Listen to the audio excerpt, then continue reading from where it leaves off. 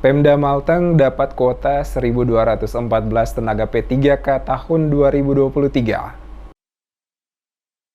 Pemerintah Kabupaten Maluku Tengah mendapatkan kuota untuk rekrutmen pegawai pemerintah dengan perjanjian kerja P3K tahun 2023 sebanyak 1.214. Demikian disampaikan langsung Kepala Badan Kepegawaian dan Pengembangan Sumber Daya Manusia BKPSDM Maluku Tengah, Sah Alim Latukonsina, saat ditemui di ruang kerjanya pada Selasa 19 September 2023. Kepada tim DMS Media Group, Latukonsina menjelaskan dari total 1.312 P3K yang telah diusulkan oleh pemerintah Kabupaten Maluku Tengah ke pemerintah pusat dan yang disetujui sebanyak 1.214 untuk mengisi beberapa formasi yang tersedia. Dikatakan Latukonsina, dari 1.214 kuota P3K rekrutmen 2023 terbagi dalam 3 formasi, yakni tenaga guru, kesehatan, dan teknik. Khusus untuk tenaga guru dialokasikan sebanyak 700 orang, tenaga kesehatan 347 orang, dan tenaga teknis 167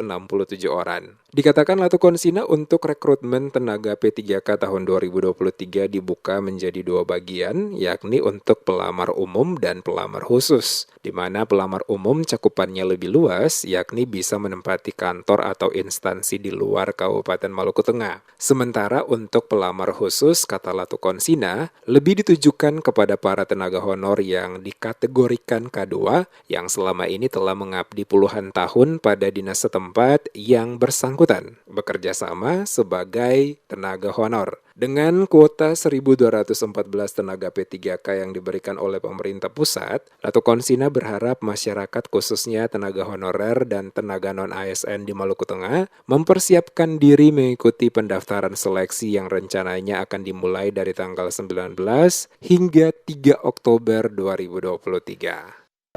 Total usulan yang disetujui oleh Kemenpan RB untuk formasi untuk penerimaan P3K untuk tahun 2023 itu sebanyak 1.214 formasi.